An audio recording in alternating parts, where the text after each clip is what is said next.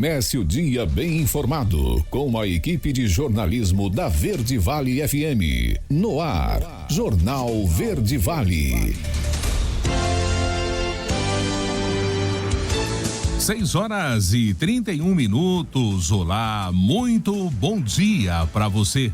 Estamos começando pela Verde Vale FM, mais uma edição do Jornal Verde Vale. Hoje é sexta-feira, dia 13 de outubro do ano de 2023. Comigo aqui na bancada, Daliana Oliveira. Muito bom dia. Muito bom dia para você, Wesley. Bom dia para você também que acompanha o Jornal Verde Vale aqui pela Rádio número 1 da região. Começando mais uma edição do Jornal Verde Vale. Confira agora os destaques das últimas 24 horas. Jornal Verde Vale.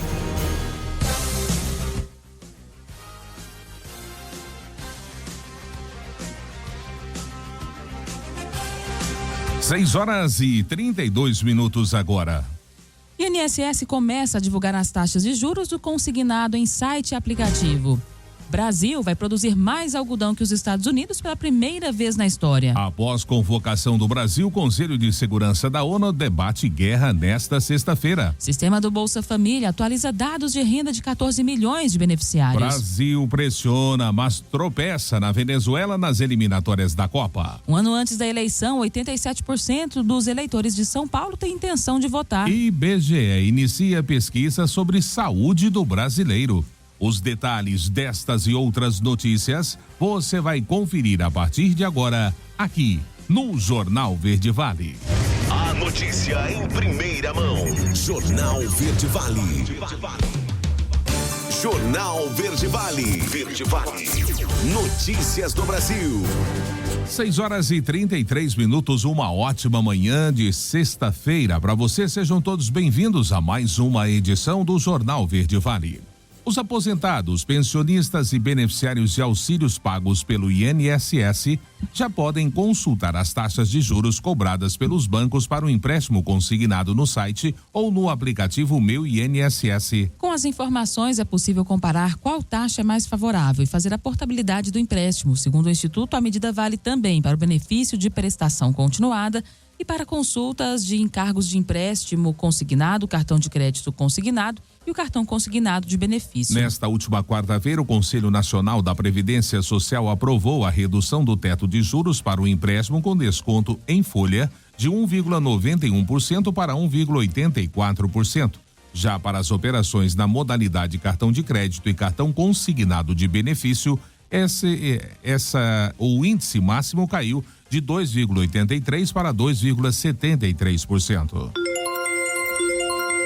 E uma aeronave da Presidência da República decolou na tarde desta quinta-feira em Brasília para uma operação de resgate de brasileiros em Gaza. Segundo a Força Aérea Brasileira, o avião tem capacidade para até 40 passageiros. Essa é a primeira aeronave de uso da Presidência enviada pelo Brasil para a região desde o início da guerra. Até aqui, todos os outros aviões enviados são de uso da FAB e foram buscar brasileiros em Israel. O avião da Presidência, modelo VC-2, fará uma parada técnica em Cabo Verde. Em seguida, por volta de 11 horas, horário de Brasília, dessa sexta-feira, pousará em Roma, na Itália. A aeronave permanecerá na capital italiana até obter autorização para prosseguir ao Egito. A aeronave é a primeira disponibilizada pelo governo para repatriação de nacionais que estão na faixa de Gaza, território palestino na fronteira com Egito e Israel. O escritório de representação do Brasil em Ramala, cidade da Cisjordânia, onde fica a sede da Autoridade Palestina, ainda aguarda a formação de um corredor humanitário em território do Egito para retirar brasileiros de Gaza. 22 brasileiros estão em Gaza e já solicitaram repatriação. Segundo a representação diplomática brasileira na Palestina, 13 estão em uma escola católica na faixa de Gaza que está sendo utilizada como abrigo.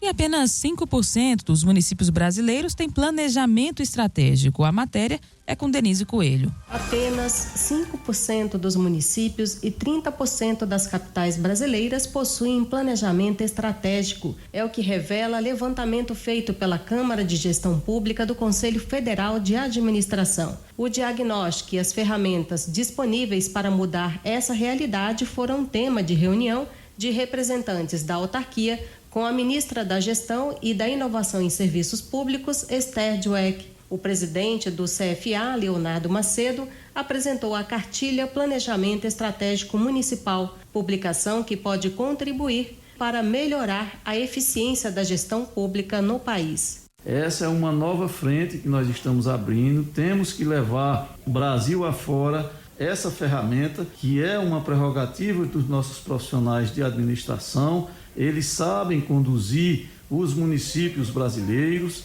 a fazer um planejamento estratégico municipal, Denise, porque esse planejamento, ele pensa o município não só para 4 anos, como é hoje o plano plurianual. Então, eu sempre tenho dito que a nossa visão de futuro ela é míope, porque os municípios só enxergam 4 anos. O Conselho Federal de Administração também apresentou à ministra o Índice de Governança Municipal, IGM-CFA.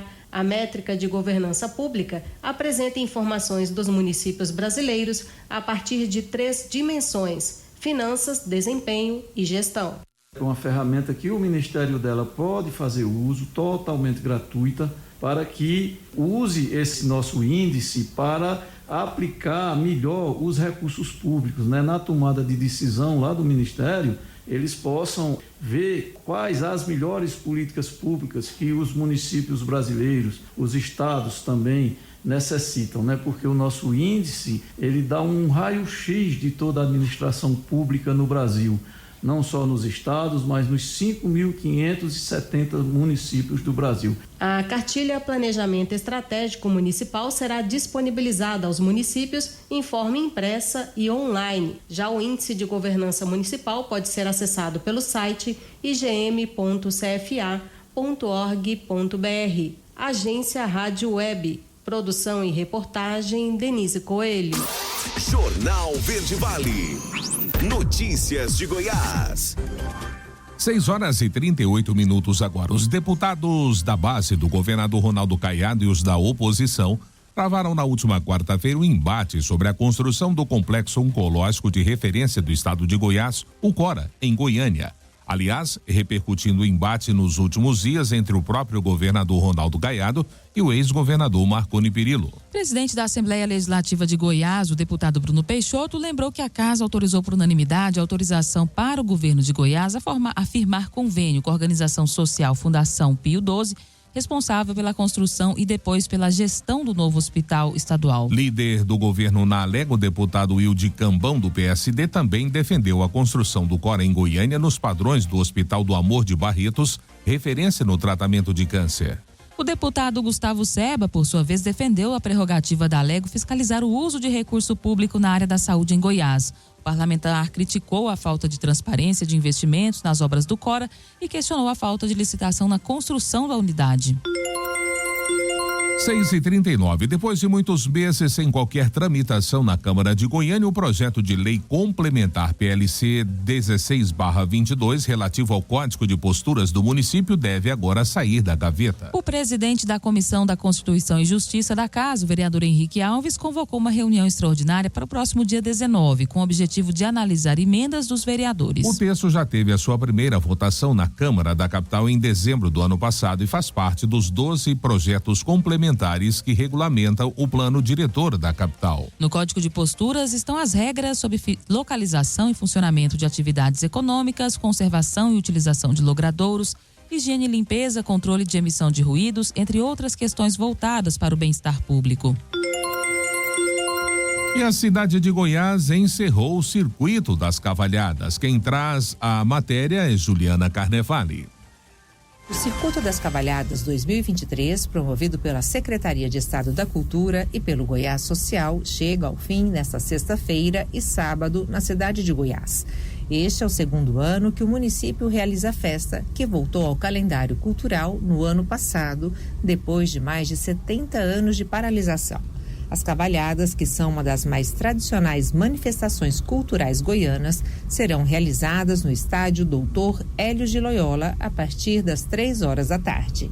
A cidade de Goiás fecha o Circuito das Cavalhadas 2023, que passou por 13 municípios: Santa Cruz de Goiás, Jaraguá, Pirenópolis, Posse, Lusiânia, Palmeiras de Goiás, Hidrolina e São Francisco de Goiás, além de Crixás, Santa Terezinha de Goiás, no distrito de Cedrolina, Pilar de Goiás e Corumbá de Goiás. O evento contou com investimento de R$3 milhões de recursos estaduais para contribuir com a realização das festas que movimentaram o turismo e a economia das cidades participantes. Além disso, Niquelândia e Silvânia também receberão investimentos e ações de forma a se prepararem para o circuito do ano que vem.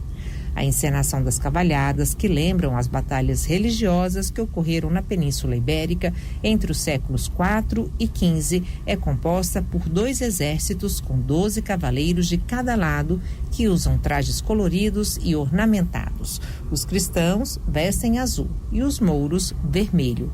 A luta é coreografada e cheia de simbolismos e tradições. Cada cidade trazendo as suas características próprias e singulares.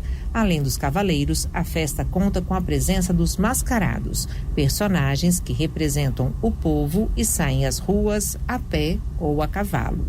De Goiânia, Juliana Carnevale, da agência Cora de Notícias. Jornal Verde Vale. Esportes.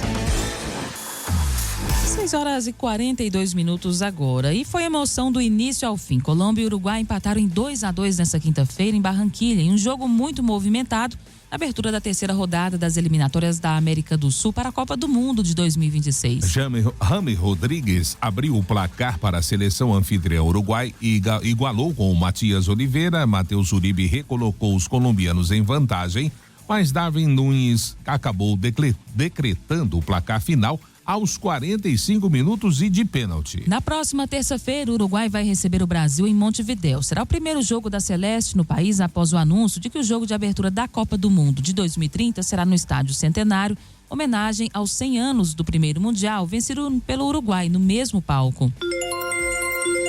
Ainda falando de eliminatórias, a Argentina dominou e venceu o Paraguai por 1-0 nesta quinta-feira em um jogo da terceira rodada das eliminatórias sul-americanas para a Copa do Mundo de 2026. O jogo foi decidido logo no segundo minuto, com um bonito gol do zagueiro Otamendi, finalizando de primeira com o pé direito após uma cobrança de escanteio de Depou. Com 75% de posse de bola, os argentinos controlaram a partida até o fim e tiveram várias chances de ampliar o placar, parando no goleiro Coronel e na trave. Lionel Messi, que ficou no banco de reservas e entrou no segundo tempo, acertou o poste 2 vezes. Com essa vitória, a Argentina mantém 100% de aproveitamento, com 3 triunfos em 3 jogos nas eliminatórias sul-americanas para a Copa do Mundo de 2026. Com 9 pontos, os argentinos lideram a tabela de classificação e aguardam o resultado, que nós já sabemos, entre Brasil e Venezuela, e dessa forma acabou ficando aí no topo das eliminatórias até agora. Jornal Verde Vale. Agronegócios. 6h44 agora. E o Departamento de Agricultura americano anunciou nesta quinta-feira uma ampla revisão dos números da produção de algodão do Brasil, que remonta a 2000, levando grandes mudanças em seus números de estoques finais, tanto para o Brasil quanto para o mercado mundial. O Departamento de Agricultura americano também informou que a produção de algodão do Brasil, safra 23-24, excederá dos Estados Unidos pela primeira vez e que o país sul-americano está próximo de superar as exportações de algodão dos Estados Unidos pela primeira vez desde o século XIX. Com relação à revisão, o departamento transferiu os números de produção do Brasil de um ano safra para o outro em seus calendários de safra para se alinhar melhor com o cronograma de colheita e exportação do país. A notícia em primeira mão. Jornal Verde Vale. Jornal Verde Vale. Verde Vale. Notícias do Brasil. 7h em ponto agora, já de volta com o segundo bloco do Jornal Verde Vale desta sexta-feira. E faltando apenas um ano para as eleições municipais de 2024, quase metade dos eleitores paulistas declaram ter interesse alto ou muito alto pela política. No sentido contrário, o grupo que declarou ter um interesse muito baixo ou nenhum interesse por política representa menos de 25% do total. Além disso, 87% atestam a intenção de ir votar no pleito do ano que vem, enquanto 10% não pretendem ir às urnas e 3% não responderam ou não souberam responder. Os dados são de uma pesquisa realizada pela APPC Consultoria e Pesquisa em parceria com o consultor eleitoral Wilson Pedroso. foram ouvidos 1.015 moradores de 236 municípios do estado de São Paulo entre 9 e 15 de setembro desse ano. A pesquisa também mostra uma tendência de crescimento do interesse por questões políticas. 45% dos eleitores declararam que seu interesse pelo tema aumentou nos últimos 10 anos, enquanto que para 26,7% diminuiu. Outros 27% não expressaram mudanças no seu nível de interesse. No que diz respeito a debates políticos, a maior parte dos entrevistados diz que sempre ou quase sempre conversa sobre política com amigos e parentes. A pesquisa também mapeou os meios que as pessoas mais usam para se informar sobre política, com mais de uma opção de resposta. Os portais de internet e site de notícias são os meios mais comuns para se informar sobre política, com 45,7% das menções espontâneas. E os integrantes do Conselho Administrativo de Defesa Econômica, o CAD, já prevêem que dificilmente o órgão antitruste irá escapar de uma paralisia por falta de quórum em breve, repetindo o episódio de 2019 registrado durante o governo Bolsonaro. O CAD já está desfalcado desde o início do mês, após o fim do mandato dos conselheiros Lenisa Prado e Sérgio Ravaiani. Contudo, a situação ficará ainda mais crítica. A sessão de quarta-feira marcou a despedida do conselheiro Luiz Hoffmann e no dia 4 de novembro acaba o mandato de Luiz Braido, sem que o presidente Lula tenha enviado ao Senado qualquer nova indicação para as 4 vagas. Com a saída de Braido, o CAD ficará apenas com 3 das 7 cadeiras preenchidas, o que impede o Conselho de abrir novas sessões. Uma fonte que acompanha as discussões que envolvem os novos nomes afirmou reservadamente ser pouco provável que o órgão não fique sem o quórum desfalcado, pelo menos durante o mês de novembro, com o risco de a paralisia se estender até o final do ano. Advogados que atuam no órgão também apontam o alto risco do Conselho parar em breve. E o IBGE inicia uma pesquisa sobre a saúde do brasileiro. Rafael Silva é quem conta sobre essa iniciativa. O IBGE iniciou nesta semana a coleta de dados para a Pesquisa Nacional de Demografia e Saúde, a PNDS 2023. É a primeira vez que o órgão realiza o levantamento. Antes, a coordenação era responsabilidade do Ministério da Saúde. A pesquisa analisa o estado de saúde físico e mental da população e o atendimento nos serviços de saúde. Leva em consideração situações da vida familiar, como uniões, planejamento reprodutivo, filhos, pré-natal e conhecimento e uso de métodos contraceptivos. Também serão analisadas a saúde e a nutrição de crianças, além de questões da vida individual de adultos. A PNDS deste ano tem uma novidade. Pela primeira vez na história, será perguntado ao participante maior de 18 anos a orientação sexual e a identidade de gênero. A divulgação dos primeiros resultados da pesquisa deve ocorrer até o fim de 2024. Agência Rádio Web, produção e reportagem Rafael Silva. Jornal Verde Vale. Notícias de Goiás. 7h04 agora. Um homem morreu em um acidente de trânsito ocorrido na tarde desta quinta-feira na BR-060, em Abadia de Goiás, região metropolitana da capital. De acordo com o Corpo de Bombeiros, o motorista perdeu o controle do veículo e acabou atingindo a mureta de proteção da pista. O impacto foi tão forte que o carro avançou sobre uma passarela de pedestres e ficou pendurado. Os bombeiros fizeram uso de um guincho para retirar o veículo. O corpo da vítima estava preso às ferragens e foi preciso fazer o desencarceramento.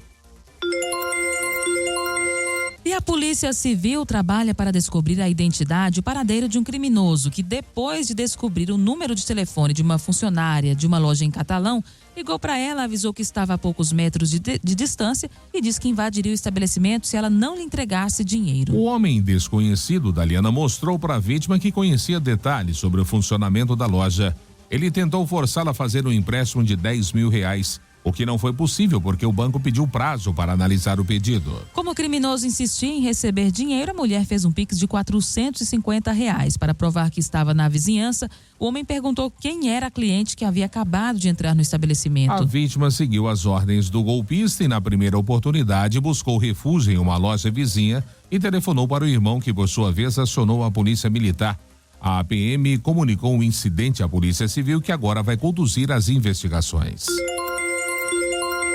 E o programa Aprendiz do Futuro divulga resultado preliminar do processo seletivo. Os detalhes é com Eduardo Bernardo. A Secretaria de Estado de Desenvolvimento Social divulgou o resultado preliminar do processo seletivo para preenchimento de cadastro reserva do Aprendiz do Futuro. Os adolescentes que se inscreveram no programa do Goiás Social devem consultar o resultado no site aprendizedofuturo.org.br usando o seu CPF.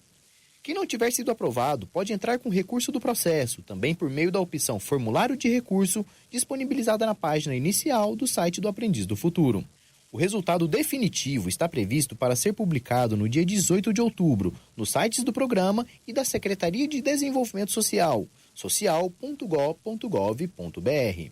A Secretaria estima que o chamamento dos aprovados para início das atividades será a partir do dia 19, por e-mail, SMS ou ligação telefônica. Os selecionados receberão salário de R$ 619,99, férias, 13º salário, vale alimentação de R$ 150, seguro de vida, uniforme, crachá e vale transporte. O processo seletivo terá cota de 5 a 10% para pessoas com deficiência, sem limite de idade. O Aprendiz do Futuro tem ainda como público-alvo adolescentes de etnias tradicionais, como indígena, quilombola, cigano ou afrodescendente. De Goiânia, Eduardo Bernardo, da agência Cora de Notícias. Jornal Verde Vale. Esportes. 7h07. Nesta quinta-feira, o Brasil recebeu a Venezuela na Arena Cuiabá pela terceira partida das eliminatórias da Copa do Mundo de 2026. Em uma partida onde os brasileiros não conseguiram transformar a posse de bola em chances reais, os venezuelanos empataram o jogo nos momentos finais da partida. O jogo terminou 1-1 com gols de Gabriel Magalhães e Eduardo Belo. Agora o Brasil vira as suas atenções para uma difícil partida contra o Uruguai na próxima terça-feira. O jogo será em Montevidéu e válido pela 4ª rodada das eliminatórias. Os uruguaios venceram somente uma partida, empataram e perderam as outras duas. Neymar atingiu a expressiva marca de 60 assistências acumuladas em 127 partidas disputadas com a seleção brasileira. Somando com os 79 gols que marcou, o camisa 10, participou de 139 gols pela seleção, média de mais de uma participação por partida. E ex-chefão da Fórmula 1, o magnata inglês Bernie Ecclestone declarou-se culpado de ocultar 400 milhões de libras, algo em torno de 2,4 bilhões de reais na cotação atual, em sua declaração de impostos e foi condenado a 17 meses de prisão por fraude fiscal. A confissão foi feita nesta quinta-feira durante uma audiência em um tribunal de Londres, no qual também ficou definido por meio de um acordo que ele terá que pagar 653 milhões de libras, algo em torno de 4 bilhões de reais, ao governo britânico. Foram 18 anos de impostos sonegados. Aos 92 anos, Ecclestone não terá de cumprir a pena em regime fechado, pois o juiz Simon Bryan decidiu suspender a pena por 2 anos, o que significa que o magnata será preso apenas se cometer outro crime durante esse período. Jornal Verde Vale. Agronegócios. 7h09. E os contratos futuros da soja encerraram a sessão de ontem com alta forte entre 33 e 37 pontos, os principais vencimentos, isso lá na Bolsa de Chicago. O mercado, que trabalhava quase que de lado pela manhã, disparou depois da divulgação do relatório da oferta e demanda do Departamento de Agricultura americano, o USDA na sigla em inglês. A entidade trouxe dados de produção e produtividade da safra 23-24 de grãos dos Estados Unidos, abaixo do esperado pelo mercado, e das últimas projeções em meio ao impacto de clima nas lavouras, além de outros indicadores. O principal vencimento da oleaginosa na Bolsa de Chicago, novembro 23, teve uma alta de 37,4 pontos, ou 2,99%, cotada a $12,90 por bushel. Com isso, os preços futuros da oleaginosa se recuperam das mínimas de quase 2 anos que vinham registrando. Nos derivados, o farelo de soja subiu na sessão mais de 4% e o óleo de soja teve uma valorização de cerca de 1%. E já que estamos falando de soja, novas biotecnologias fazem a produção da soja subir em 2023. Vamos ver essa boa notícia com Cadu Bacri. As altas produções da soja brasileira estão diretamente conectadas à evolução das biotecnologias. Nesta última safra, por exemplo, o número de produtores que conseguiram colher mais de 100 sacas por hectare triplicou, justamente com a mais recente tecnologia de soja da Bayer.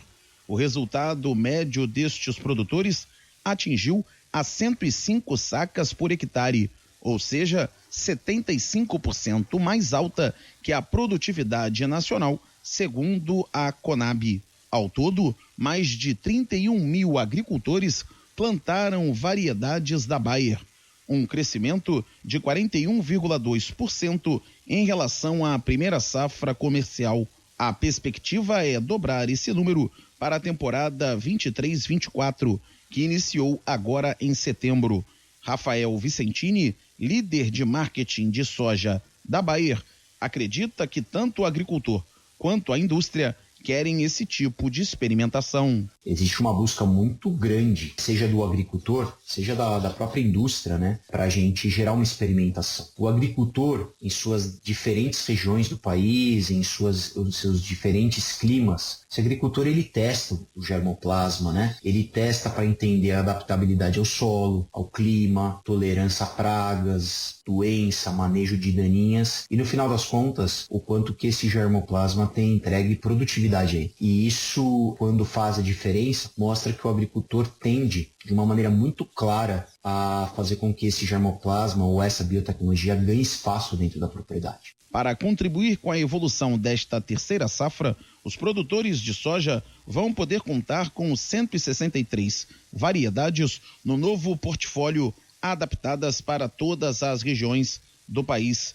Na safra 23-24, os agricultores vão ter a maior quantidade de germoplasmas já disponibilizada em primeiro triênio de lançamento, como revela Rafael Vicentini. Nessa safra que a gente está começando a plantar agora, em setembro, a safra 23-24, os agricultores têm a maior quantidade de germoplasma disponível na história nos primeiros 3 anos, né, que a gente fala no triênio de lançamento. Muito mais, 4 vezes mais, inclusive, do que a geração passada de biotecnologia. Então isso mostra que tanto a indústria, olhando para as necessidades do agricultor, tem lançado inúmeros materiais, quanto os agricultores têm aberto realmente a propriedade para fazer testes, e nestes testes aumentarem muito a adoção da nova biotecnologia para essa próxima safra, e isso é uma consequência do que está por vir para as demais. Para mais informações sobre as iniciativas da Bayer, acesse www.agro.bayer.com.br.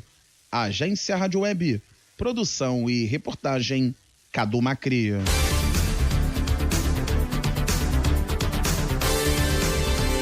7h13, último intervalo do Jornal Verde Vale desta sexta-feira. Já, após convocação do Brasil, o Conselho de Segurança da ONU debate guerra nesta sexta-feira. E o sistema do Bolsa Família atualiza dados de renda de 14 milhões de beneficiários. E claro, espaço para as nossas notícias locais com ele, J. Pereira. Não saia daí. Voltamos já, trazendo tudo para você. Jornal Verde Vale. Jornal Verde Vale. Verde Vale. Notícias do Brasil. 7h21 agora. O ministro das Relações Exteriores, Mauro Vieira, comanda hoje, sexta-feira, uma reunião do Conselho de Segurança da Organização das Nações Unidas, a ONU, em Nova York. O encontro foi convocado pelo Brasil e vai discutir a situação humanitária na faixa de Gaza, ameaças à segurança e à paz mundial e desdobramentos do conflito entre Israel e a Palestina. A expectativa é que o Brasil volte a condenar os ataques civis na região. Até esta quinta-feira, cerca de 2.600 pessoas haviam morrido no conflito. Essa será a segunda reunião do grupo desde que os ataques começaram. A primeira ocorreu no domingo e não resultou em uma declaração final. Na quarta-feira, o presidente Lula fez um apelo à ONU para uma intervenção humanitária internacional no Oriente Médio. Ele enviou uma mensagem ao secretário-geral da organização, Antônio Gutierrez, e propôs ao Brasil e colocou, aliás, o Brasil à disposição para uma ação com foco na libertação de crianças feitas reféns pelo grupo terrorista Hamas. E o processo de revisão cadastral de programas sociais do governo federal passa por uma nova etapa entre 11 e 15 de outubro. Nesse período, os dados sobre a renda de cerca de 14 milhões de famílias que foram encontradas no Cadastro Nacional de Informações Sociais serão atualizados ou corrigidos e incorporados à base do Cadastro Único para os programas sociais do governo federal. Esse processo, chamado de qualificação automática de dados do Cadastro Único, é realizado pela SAGICAD, a Secretaria de Avaliação, Gestão da Informação e Cadastro Único, e também do Ministério do Desenvolvimento e Assistência Social, Família e Combate à Fome. Para essa atualização de informações acontecer, o sistema de Cadastro Único está fora do ar desde quinta-feira e assim continuará até o próximo domingo, dia 15. E confira agora as dicas para aliviar a pressão antes do Enem e do vestibular. Nessa matéria de René Almeida. O fim do ano se aproxima e para estudantes de todo o país se aproximam também as tão esperadas provas do Enem e do vestibular. Os testes colocam o ano inteiro de estudos em xeque e, mais do que isso, podem definir os rumos da pessoa nos próximos anos. Essa pressão nem sempre é bem assimilada pelos jovens. 8 em cada 10 brasileiros de 15 a 29 anos apresentam algum problema de saúde mental, segundo o estudo do Datafolha em 2022. Para a psicóloga da Rede de Hospitais São Camilo de São Paulo, Natália Morandi, é importante entender que, apesar da escolha da graduação e o processo para entrar nela serem difíceis, não é algo irreversível. Eu acho que é legal o jovem entender que, assim, é uma escolha de peso, sim, mas que tudo bem a gente recalcular a rota lá na frente se isso vir a ser um desejo seu, né? Existem combinados em famílias, então não estou dizendo para uma faculdade começa outra, tem alguns combinados que sim, isso é possível, tem outros que não. Então você termina essa e depois você começa a outra, então tá tudo bem também, mas tudo isso é uma bagagem, não é que você perdeu tempo, é que naquele momento aquela escolha fez sentido e talvez lá na frente não tá fazendo mais, mas tudo bem a gente recalcular. A psicóloga explica que lidar com a ansiedade é natural durante o processo. Desenvolver uma rotina, cuidar do sono, da alimentação, reservar momentos de lazer e praticar exercício físico ao longo de todo o ano são essenciais para evitar o famoso branco durante as provas. Entender que, assim, tá chegando, tá se aproximando, a grande maioria de coisas que você poderia ter feito, assim, no sentido de aprendizado, de reter conteúdos, isso foi, né? O que você puder agora, talvez procurar, talvez aprimorar, ok, mas não se desesperar, assim, para que o volume de conteúdo seja internalizado próximo, assim, da prova seja muito maior, que você precisa correr atrás de um prejuízo, não. O Enem não é feito só agora, é uma construção. Outra dica fundamental é procurar acompanhamento psicológico profissional. Essas pequenas atitudes podem ser decisivas para o sucesso na prova. Agência Rádio Web, produção e reportagem, René Almeida. Jornal Verde Vale, notícias de Goiás.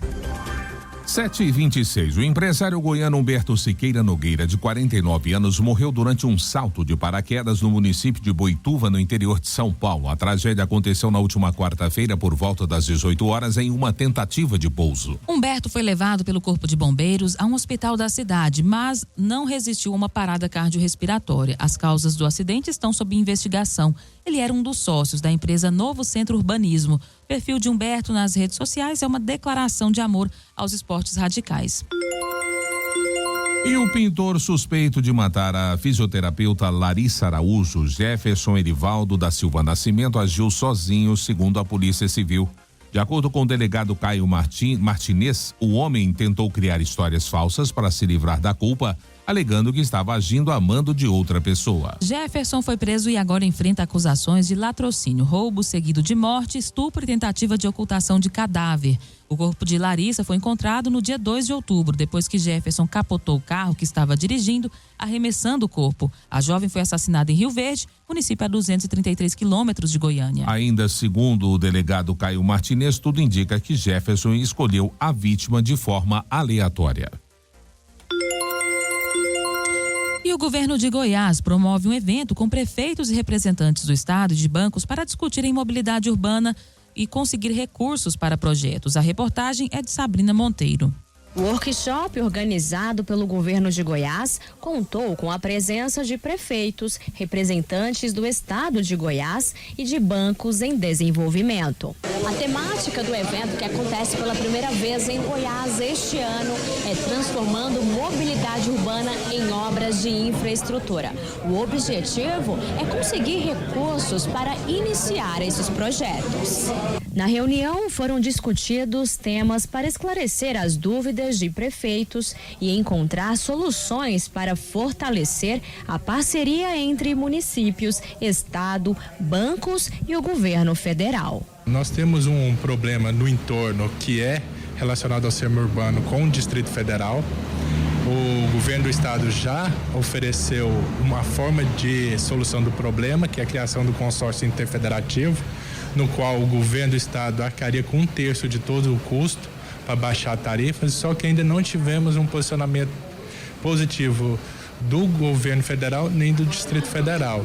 Então, em paralelo, nós estamos buscando formas dos municípios irem melhorando a sua infraestrutura interna através de busca de recurso no Ministério das Cidades e em bancos. Junto com as prefeituras, elabora desde o início a concepção do projeto, tem uma consultoria que a gente pode disponibilizar para os municípios, para junto com a equipe técnica do município elaborar esse projeto, ir junto do município ao governo federal, ao governo estadual, para conseguir a aprovação desses planos, dessas propostas, e aí o banco também pode financiar a execução desses planos. O prefeito de Alexânia, Alisson Silva, falou como esse tipo de encontro pode ajudar a resolver questões de mobilidade nos municípios. Uma das missões do poder público é garantir a dignidade da pessoa humana. Então hoje é difícil nós falarmos de dignidade sem pensar na mobilidade. Então, hoje estão sendo apresentadas várias ferramentas, tendo em vista que os municípios tinham até abril para ter aprovação, esse prazo foi prorrogado. E além do apoio técnico, também vão ser apresentadas possíveis fontes de custeio, porque hoje os municípios estão passando por um momento de profunda dificuldade financeira. E a busca por melhorias vai além da parte de mobilidade. As tarifas dos transportes também geram preocupação na região do entorno do DF. Hoje as tarifas do entorno são altíssimas e de péssima qualidade. Das linhas que a gente tem, só uma é licitada, as outras estão em estado precário. Só em 6 meses foram dados 28% de aumento para a região. Não teve nada que subiu 28% para que esteja esse repasse, nem insumos, nem inflação, nada. O governador Caiado propôs aportar 1/3 deste valor e o governo federal também topou, e a gente precisa dessa participação da União, falando do barateamento das passagens. Sabrina Monteiro, da Agência Brasil Central. Jornal Verde Vale. Esportes. 7h30. A noite desta quinta-feira proporcionou a terceira rodada das eliminatórias da Copa. E o Chile entrou em campo contra o Peru no Estádio Monumental de Colo-Colo, em Santiago, e venceu por 2-0 com gols de Valdez e Marcelino Nunes. Na próxima terça-feira, o Chile vai encarar a Venezuela às 18 horas de Brasília. Mais tarde, às 23 horas de Brasília, o Peru vai enfrentar a poderosa Argentina. E no apagar das luzes, o Equador conseguiu uma importante vitória na altitude de La Paz. A equipe equatoriana superou a Bolívia por 2-1 nesta quinta-feira, fora de casa, com direito ao gol nos acréscimos. Kendry Páez abriu o placar no primeiro tempo. Rodrigo Ramalho empatou na reta final do jogo e Kevin Rodrigues garantiu a vitória. A vitória conquistada nesta quinta é a segunda do Equador nas eliminatórias, mas deixa o time com 3 pontos na tabela. A equipe perdeu outros 3 pontos antecipadamente como punição da FIFA pelo caso Byron Castilho ainda no ano passado. Os equatorianos ficam na 6ª colocação dentro da zona de classificação direta para a Copa do Mundo 2026. A Bolívia segue na lanterna sem pontos somados. Jornal Verde Vale. Agronegócios. 7h32. As cotações futuras do milho finalizaram a quinta-feira com alta expressiva na Bolsa de Chicago, entre 6 e 8 pontos nos principais vencimentos. O suporte veio dos dados do relatório de oferta e demanda do Departamento de Agricultura americano, que prevê a colheita menor de grãos no país norte-americano. Além dos dados menores do que do relatório anterior, as projeções de produção e produtividade da safra 23-24 de milho e soja nos Estados Unidos vieram também abaixo do esperado pelo mercado. O clima quente e seco durante momentos críticos do desenvolvimento da safra no país motivou as revisões do Departamento norte-americano. No Brasil, nesta quinta-feira, 12 de outubro, feriado Nossa Senhora Aparecida, e a maioria das praças não funcionaram.